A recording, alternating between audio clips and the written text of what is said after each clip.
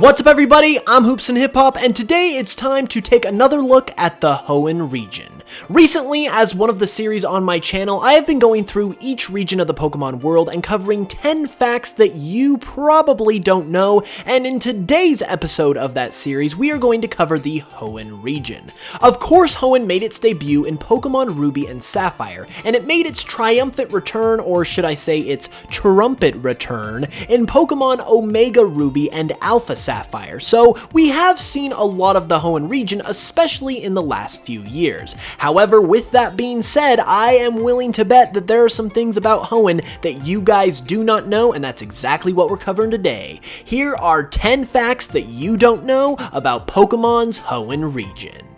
Okay, we are going to start things off here in Petalburg City. Of course, Petalburg City is one of the very first towns that you come across during your Hoenn region adventure. However, the interesting thing that we're going to highlight about it here is that there's actually another city within a Nintendo franchise that is known as Petalburg, and that would actually be in Paper Mario: The Thousand Year Door, as there is also a city named Petalburg in that game as well. It goes even further than this, however, with the Pokemon connection, because next to this Petalburg City in Paper Mario, there is also a Sunstone and a Moonstone nearby, which are two stones that can also be found within the Pokemon franchise as well. If you follow Pokemon very closely, you probably know that every region is based on a real-world country or region of our actual world, and that is no exception with Hoenn, as Hoenn is based on the Kyushu region of Japan. With that being said, this also means that the city of Slateport within the Hoenn region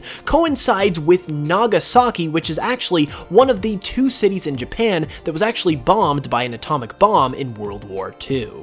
Moving up a little bit north from Slateport, one of the most important cities in all of the Hoenn region is of course Mauville City, and Mauville City actually has a lot of similarities with a lot of other cities within the Pokemon world, as Mauville is actually the French name of Violet City within the Johto region, and Mauville's French name, Lavandia, is actually the same name as the German name of Lavender Town, and going on from that, Mauville City actually shares its name with Lavender Town in Korean.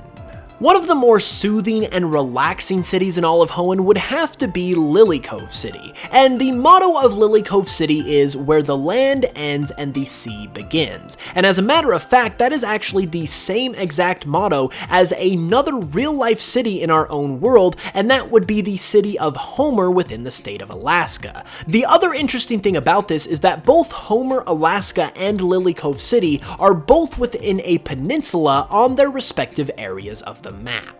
A very interesting thing about Pokemon Ruby, Sapphire, and Emerald is that you only technically need 2 gym badges in order to gain access to the Pokemon League, as the data behind the Pokemon League guards is programmed to only check for the Knuckle Badge and the Feather Badge. The reason behind this is that in order to reach the Pokemon League, you have to go through Evergrande City, and in order to get to Evergrande City, you have to be able to use various HMs that you can only use by having the other 6 badges. Since we were talking about Mauville City earlier, a fun fact about the leader of the Mauville City gym, Watson, is that Watson is the only electric-type gym leader who is not shown having blonde hair and blue eyes at least once within the games. One new set of characters we were introduced to in the Omega Ruby and Alpha Sapphire remakes were of course the Draconids within the Delta episode, and given their backstory, it seems rather obvious that the Draconids get their name from the fact that they are dragon-type trainers, since Draco is Latin for dragon. However, this is only partially true because the true origin of their name actually comes from the Draconid meteor shower, which is a whole new level of awesome considering a meteor crashing into Hoenn is the entire focus of the Delta episode where they are introduced, and because they also live in Meteor Falls. The Devon Corporation headquartered in Rustboro City actually gets its name from the geological era of time, the Devonian, which also gets its name from Devon, England, where rocks dating back to this period of time were first studied. The Devonian lasted 60 million years, beginning roughly 419 million years ago and ending about 359 million years ago, and it was during this era in which the first fish began adapting to walking on land. This is where the land truly met the sea, and this explains the origin of the Devon name, as land and sea are a central theme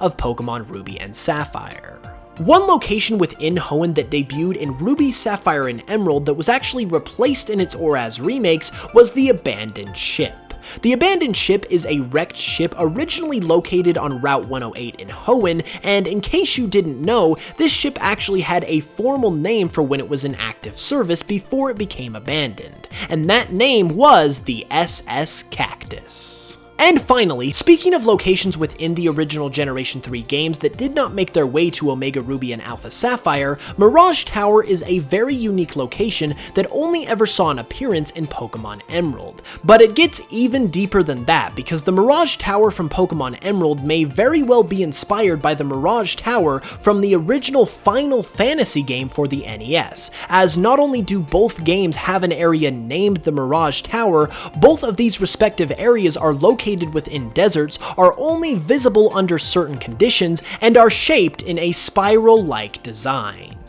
And there we have it, those were 10 facts that you probably didn't know about the Hoenn region. Now, like I've said with the other 2 videos in this series, this is not an end-all be-all type of list. I'm not necessarily expecting that every single one of you have never heard of any of these facts, because I know you guys are some smart cookies, but I really hope you at least learned something from this list, and hey, I really feel like these were some facts that I didn't even know personally. If you guys enjoyed the video though, be sure to give it a like, and let me know down in the comments below which one of these facts you enjoyed the most, or if you have another one you'd like to share. If you're new to the channel, be sure to subscribe for more Pokemon content every Tuesday, Thursday, and Saturday, and if you would like to check out some Pokemon remixes as well, be sure to follow my Spotify, and any support there would be greatly appreciated. With all that being said though, I will be back on Tuesday for another video, so I hope you guys have a great weekend, and be sure to hit that notification bell so you can know when that next video goes live. And with all that being said, I love you guys, and I will smell you guys later.